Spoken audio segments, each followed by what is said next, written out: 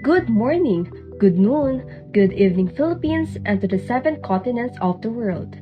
Quite hot and peaceful afternoon, this is DJ Isa from LHS.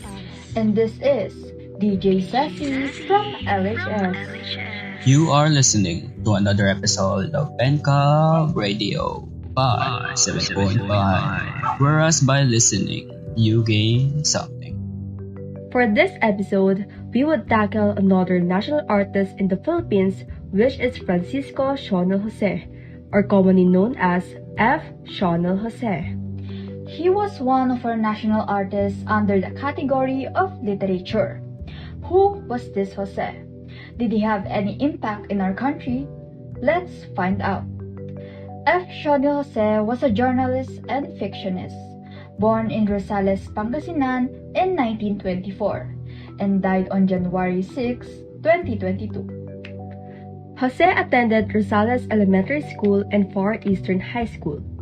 After World War II, he took pre-medicine courses at the Manila College of Pharmacy and Dentistry, then took liberal arts at the University of Santo Tomas, where he became the editor-in-chief of the university paper, The Visitarian. From 1948 to 1949, Jose was the assistant editor for the United States Information Service, or USIS, and managing editor of Sunday Times from 1957 to 1960. He has also been an information officer for the Colombo Plant headquarters in Ceylon, and a correspondent for The Economist in London. In 1962, he was a lecturer at Arellano University, University of the East Graduate School, and at the De La Salle University. He was also a writer in residence at the National University of Singapore, a visiting research scholar at Kyoto University Center for Southeast Asian Studies in Japan, and a consultant for the Department of Agrarian Reform. Then, in 1965, he was the publisher of Solidaridad Publishing House and general manager of Solidaridad Bookshop in Ermita, Manila. He had a regular column Hindsight at the Philippine Star since 2011, where he wrote critiques on Philippine society, culture, and politics. We interrupt this program for a quick reminder. It is now 1:31 p.m. This time check is brought to you by the Department of Health. Look for Starbucks coffee in a grocery store near you, then sit back and enjoy the exceptional taste of Starbucks at home. You're still listening to BenCab Radio Part 7.5. His famous works are The Dust, a novel; 3. My Brother, My Executioner; The Pretenders; Mass; The God Stealer; and Gagamba. Some of his awards include Pablo Neruda Centennial Award in 2004, Ramon Magsaysay Award for Journalism, Literature and Creative Communication Awards in 1980, City of Manila Award for Literature in 1979, Carlos Palanca Memorial Award for Literature 1959, 1979, 1980, and 1981, and of course, the National Artist for Literature title in 2001. His most well-known work is the Rosales Saga, a 5-novel series that spans 3 centuries in Philippine history and society. He is considered as the most widely read Filipino author in the English language, and his works have been translated into 28 languages around the globe. We won't end our episode for today without listening to one of his works, right, DJ Isa? Yeah, of course! So, without further ado, let us hear the short story written by F. Sionel Jose, The Graduation.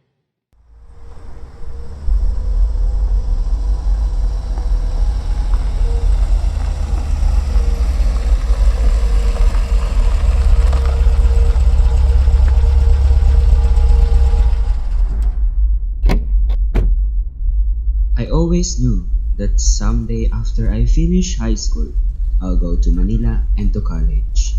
I had looked ahead to the grand adventure with eagerness, but when it finally came, my leaving Rosales filled me with a nameless dread and a great swelling unhappiness that clogged my chest. I couldn't be sure now. Maybe it was friendship, huge and granite like, or just a plain sympathy. I couldn't be sure anymore. Maybe I really fell in love when I was 16.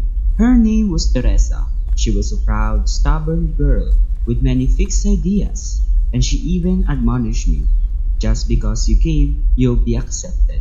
It was until after some time that I understood what she meant, and when she did, I honor her all the more. She was 16, too, lovely like a banaba when it's good. I did not expect her to be angry with me when I brought her a dress, for it wasn't really expensive. Besides, as a daughter of one of father's tenants, she knew me very well, better perhaps than any people who live in Carmay. I always had silver coins in my pocket, but that March afternoon, after counting all of them and the stray pieces that I had tucked away in my dresser, I knew I needed more. I approached father. He was at his working table, writing on a ledger, while behind him one of the new servants stood erect, swinging a palm leaf fan over father's head. When he finally noticed me, I couldn't tell him what I wanted. Well, what is it? I'm going to take my classmates this afternoon to the restaurant, Father. Sure, you can tell Booking to take off what you and your friends can eat from his rent this month. I lingered uneasily, avoiding the servant's eyes. Well, won't that do? It was March, and the high school graduation was but a matter of days away. I also need a little money, Father. I have to buy something. Father nodded. He groped for his keys in his drawer. Then he opened the iron money box beside him and drew out a 10-peso bill. He laid it on the table. I'm going to buy. I tried to explain, but with a wave of his hand, he dismissed me. He went back to his figurines. We interrupt this program for a quick reminder. It is now 1:50 p.m. Time check is brought to you by the Department of Health. Isang taon pa lang ako, nasundan na ni Toto. Grade 2, 8 taon pa lang, 4 na bata ang inaalagaan. Grade 6, 12 na ako, kasing dami na ng pamilya ko. Sabi mo, pasensya na, walang pera kaya mag-drop out ka. Inakup, sabi mo kami mahal nyo. Ari ko pati kayo nagplano. Sana hindi gutom at nag-aaral pa. Alaga't malusog ang buong pamilya. Ang planadong buhay ay maayos na buhay. You're still listening to BenCab Radio, Part 7.5. At Shanghai store, there was a boy with a stick of candy in his mouth, a couple of men drinking beer and smacking their lips potentiously, and a woman haggling over a can of sardines. I went to the huge bales of cloth that snapped in a corner of the store. I picked out the silk, white cloth with glossy printed flowers. I asked Shanghai, who was perched on a stool smoking his long pipe, how much he would ask for a material that I had thicker for a gown. Shanghai peered at me in surprise. 10 pesos.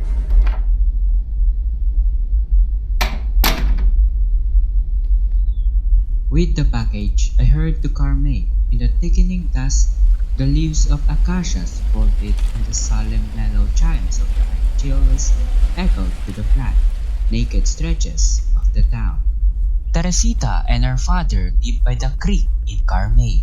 The house was on the sandy lot which belonged to father.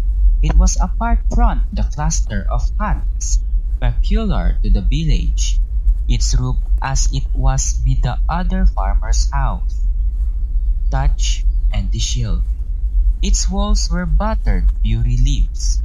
It was washed away. Madre de cacao trees abundant in the vicinity, but offered sanctity shade. Teresita was sampling the broth of what she was cooking in the kitchen. There was a dampness in her brow and a redness in her eyes. What are you doing here at this hour? In the glow of crackling stove fire, she looked genuinely surprised. I wanted to see you. But it's really late and you have walked quite a long way back. She laid down the ladle on the table and looked puzzled. She must have noticed then what I was holding behind me. I laid the package on the wooden table cluttered with tin plates and vegetables. It's for you. I hope you like it. Her eyes is still on me. She opened the package. When she saw what it was, she gave a tiny muffled cry. She shook her head. She rubbed it back and then she gave it to me. It doesn't seem right for me to accept it. But you need it and I'm giving it to you. Is there anything wrong in giving one gift? There are things you just can't give away, such as you are doing now. I think it all started that evening when we were in the third year. Teresita recited a poem. It was during the graduation exercise and she was the only junior in the program. I can't remember distinctly what the piece was about, except that it has something that tugged my heart. She spoke of faith and love, and as she did, clamminess gripped me, smothered me with a feeling I've never felt before. I recalled her edged, resonant voice cleaving the hushed evening. We didn't go home immediately after the program, for a dance in honor of the graduates followed. When most of them had eaten, Teresita asked permission for Mrs. Tantilan to leave. My father, Mom, he doesn't want me to stay out very late because of my cough. Besides, I have work to go early tomorrow. Going home alone? I'm not afraid. I stood up, strode past the table laden with an assortment of trays and glasses. I'll walk with you. She protested at first, but Mrs. Tantilan said it was the best I went along with her. After Mrs. Tantilan had brought some cakes for her, we descended the stone steps. The evening was clean and cool, like a newly washed sheet. It indulged us, and we didn't speak for some time. I live very far. I know, I've been there. There is a giant cafe near the bridge which comes out when the moon is full. I said, I'd like to see it. I've never seen a ghost. When I die, appear before you. You'll be a good ghost, and I won't be afraid. On we trudged. We talked more about ourselves, about the friends that we ought to have but didn't. We walked on to where the rows of oaks receded and finally reached her house near the river that murmured as it cut across over reeds and shallows. When we went up the house, her father was already asleep. In fact, he was snoring heavily at the door. She bade me good night and thanked me. Then slowly she closed the door behind her.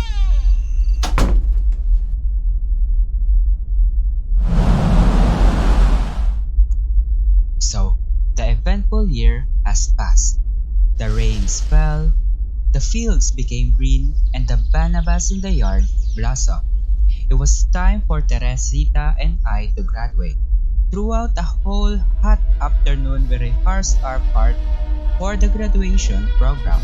We wouldn't march to the platform to take our high school diplomas. When the shams was over, Teresita and I rested on the step of the crutch school stage. She nodded at me. I will not attend the graduation exercises. I can feign illness. I can say I had fever or my cough got worse, which is the truth anyway. Why? No one would miss me in the march if I don't come. You are foolish. I can't. I don't believe you. I can't come. I just can't. She didn't have to say anymore. I understood.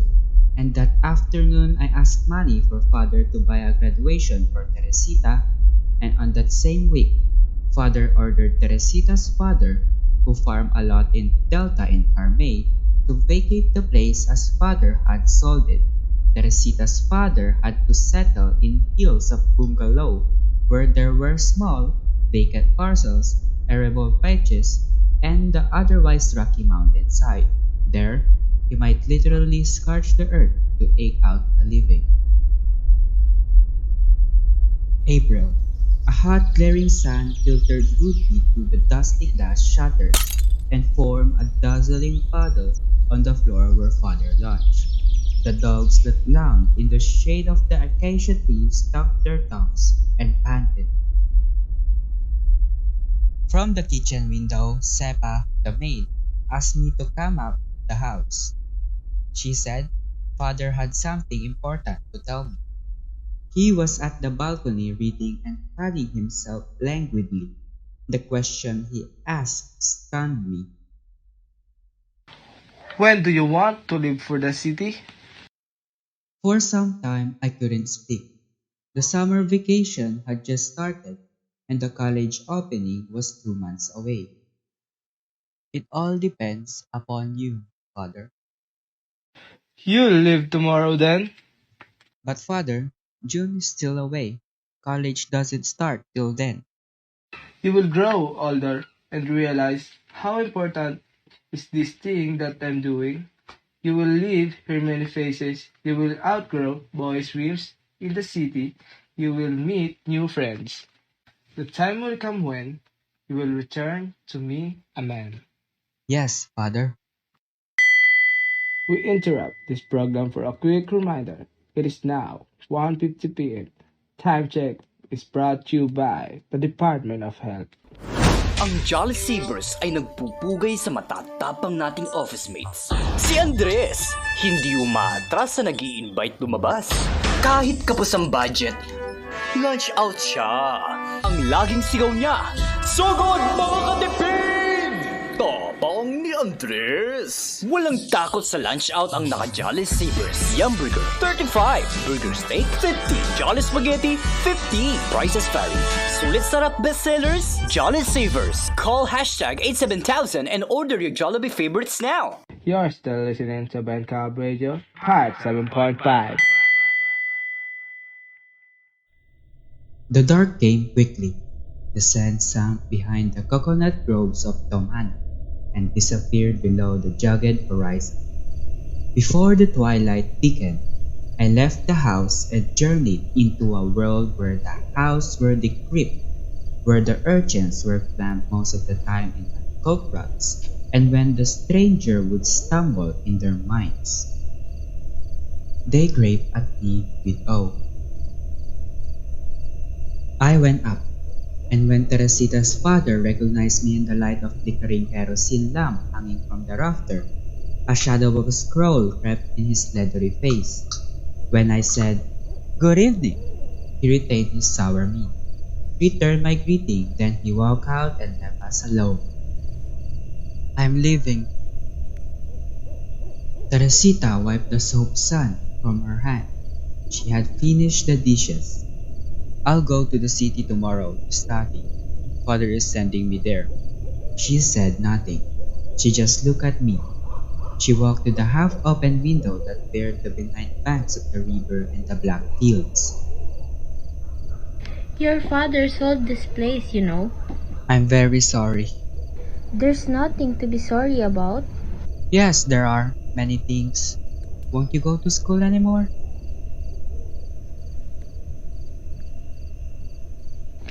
What course are you going to take? "I'm not yet sure, but maybe I'll follow the advice you gave me." Please be a doctor. You can do so much when you are one, and you are so good. Please don't write.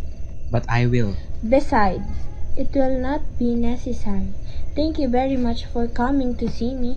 "I have to."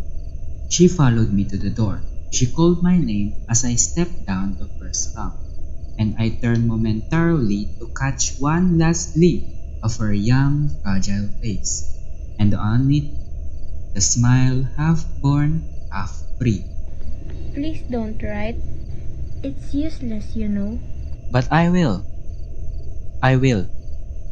The smile on her face grew, but anyway, she went down the flight and walked with me as far as the gate.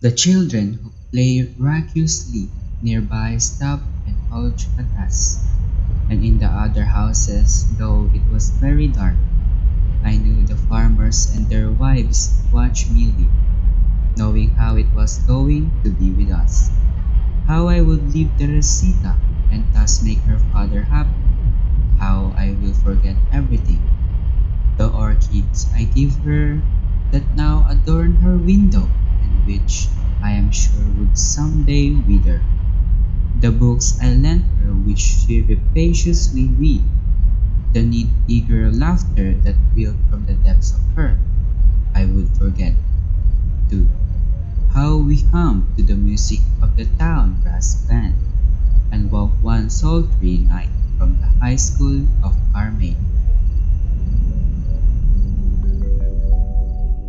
OMG, that was so wonderful, right, DJ Sassy? Yeah, Francisco Xiongil Jose was indeed a great writer. I agree with you, partner.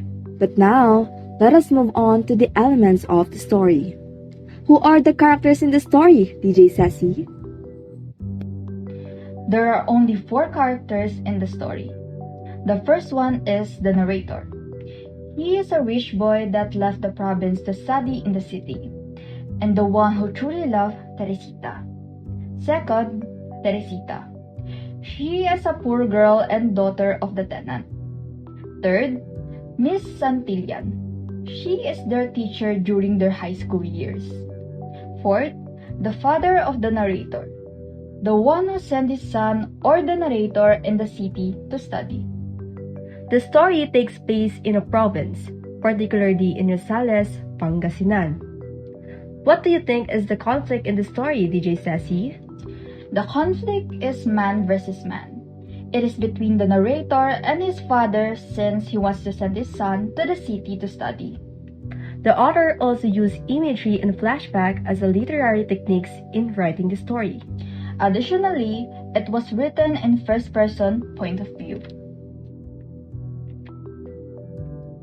For summarization, in a province in Rosales, Pangasinan, the narrator started the story on how eager he was to graduate when he was still in high school.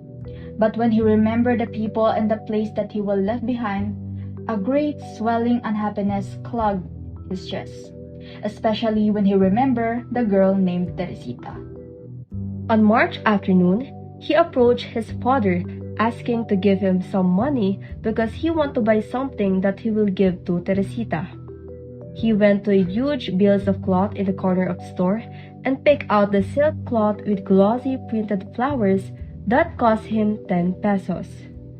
When he got the package, he hurried to Teresita's house to give her the gift, but she rejected the gift he bought for her. After the eventful years passed, it was time for Teresita and him to graduate. But after a tiring rehearsal, Teresita nudged him and told that she can't attend the graduation program. He accepted it and understood the feeling of Teresita. In the same week, her father was ordered to vacate the place because it was sold. One afternoon in April, he was asked by his father if when he wanted to leave the province, but then his father had abruptly decided that his son will leave the province tomorrow. He hurriedly went to the house of Teresita to say goodbye and requested her if they can write with each other. But then that night, Teresita refuses no matter how eagerly want to write a letter with her. She just can't because postal stamp will cost her too much. He went home unhappy for he will not see Teresita again. DJ Sassy, what do you think is the message behind the story, or what does the author wants to tell us? The author tells us that it doesn't really matter how a story ends when it comes to love. The outcome of what two people achieve at the end is not what true love is about. It is about all that a couple does for one another while they're in love. The extent to which you can care for each other indicates the power of it. So, basically, love is about the test, the journey together, and about how and what you can do for each other. Sometimes, the people we loved are not always our endgame. Sometimes, we meet and love them for a reason. Perhaps, it's for our character development, for experience, or for a reason that we may never know. We reached the end of our informative talk at BenCab Radio 57.5. Thank you for listening. This is DJ Isa from LHS. And this is DJ Sassy from LHS. The voices of BenCab Radio 57.5. Good morning, good noon, good evening, Philippines, and to the 7 continents of the world. Have a great day. Bye-bye.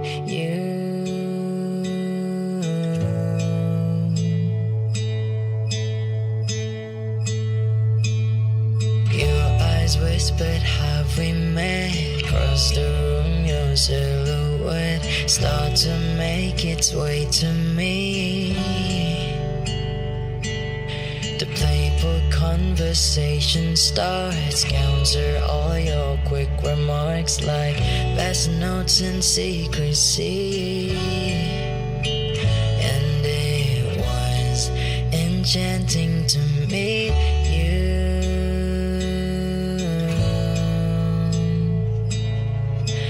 All I can say is I was enchanted to meet you.